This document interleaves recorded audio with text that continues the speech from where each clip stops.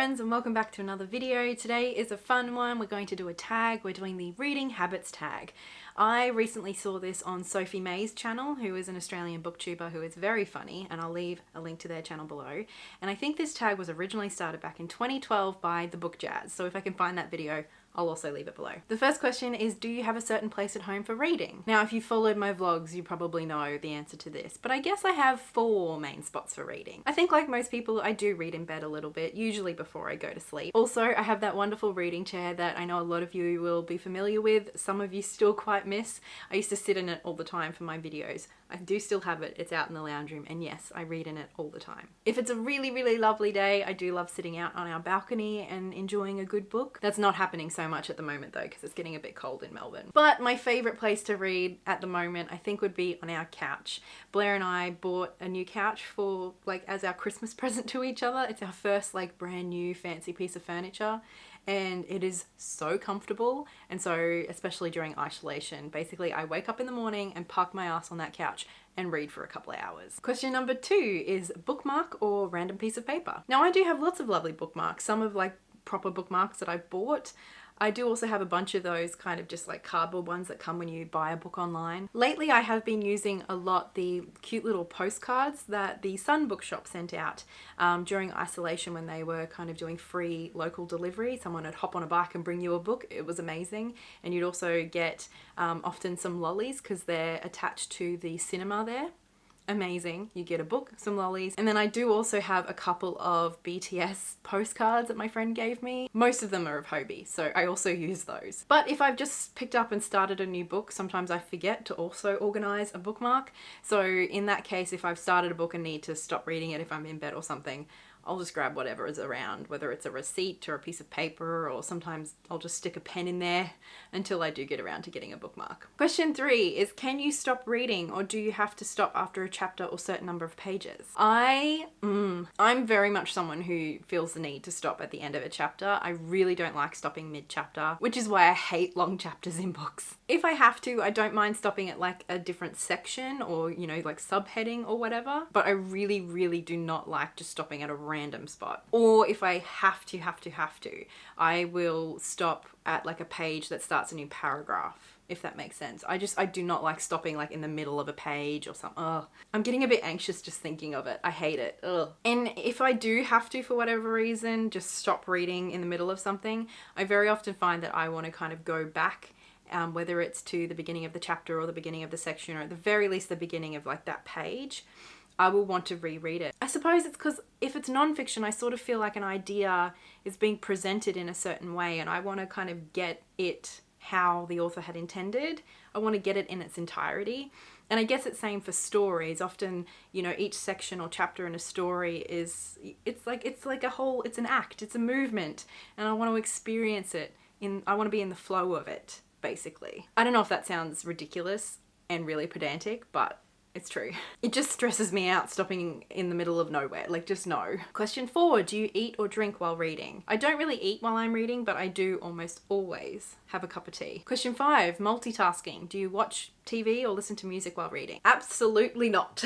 I do not have that sort of concentration levels to be able to like have the TV on and read. It's the same with music too. I certainly can't listen to music that, you know, like normal music that I would listen to, like The Cure or BTS. No way, because I'll want to sing along or hum along in my head. I will say though that if I'm perhaps not doing so well with my mental health, especially if I'm like a little bit hypomanic or a little bit depressed, if it goes too much either way, I'm just not going to be reading. But if I'm like kind of in that limbo zone of not doing very well but not super unwell, I can sometimes find that listening to really instrumental music that I'm not familiar with already, almost like providing that extra stimulus, means that I don't get as distracted. But that's certainly very circumstantial for me. Like, it's not something that's a regular, that's only when I'm a little bit unwell. And I'm very picky about the music that I do listen to when that happens. Question 6 is one book at a time or several at once? I often just read one book at a time, but I think more common for me would be reading 2, maybe 3.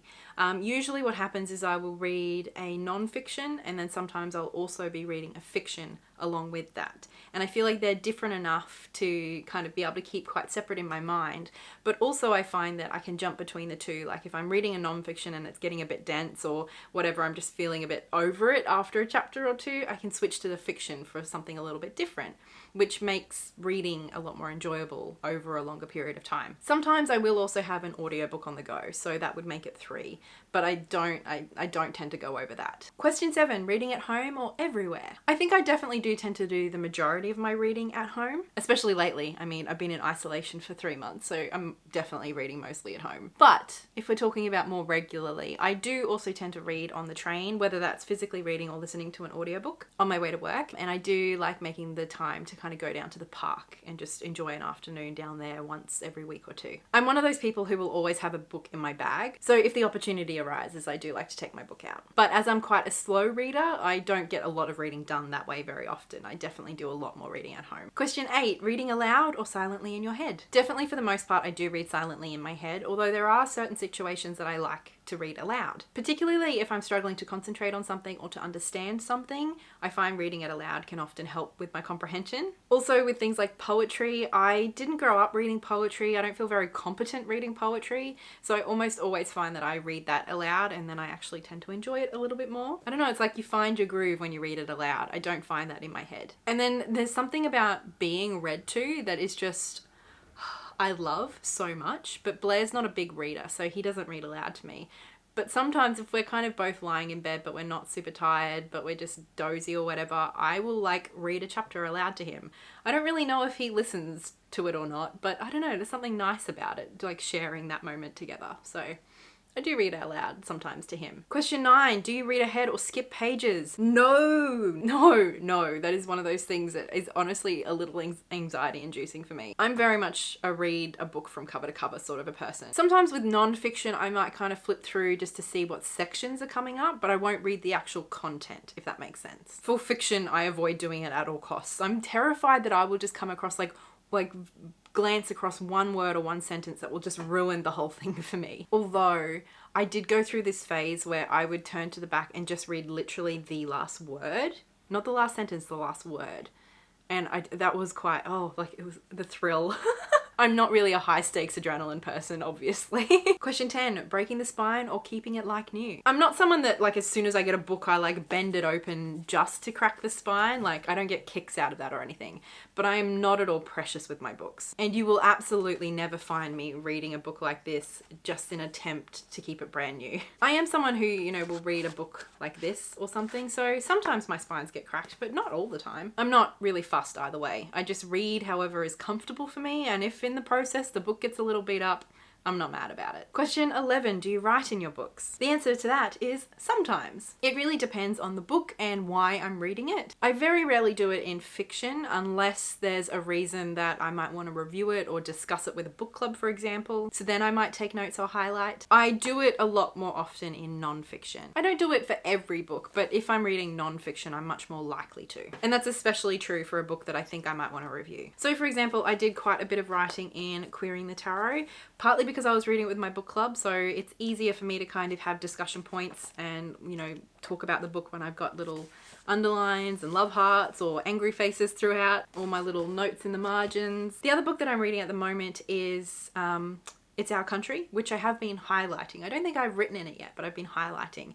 And primarily that's because I'm reading this because I want to learn. So it also does depend on, you know, what I'm trying to get out of the book. And so I don't think it's a book I'm going to review, but it is certainly one that I want to really take in the information, and there's certain points that I really want to maybe be able to reference later. But I also think that sometimes engaging with the text in a different way through highlighting or, you know, writing in the margins does help with my comprehension and memory. I love these questions because I know, like, I don't feel very strongly about some of these, but I feel super strongly about others. And as readers, we all kind of have like sticking points or little idiosyncrasies that we feel quite strongly about. So I've had fun watching this tag, and like the things that I don't really care about, like cracking the spine, other people are so pedantic about, whereas they're a lot more free with just stopping reading in the middle of the chapter chapter, whereas I could never dream of doing that. If you would like to do a response to this video, I will leave the questions and a link to the tag in the description box below. Let me know if you do it so I can come and learn all about your quirky reading habits. A big thank you as always goes to my wonderful patrons over on Patreon for your ongoing support.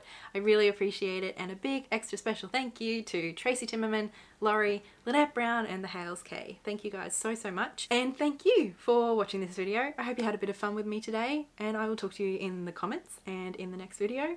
Much love, happy reading, bye!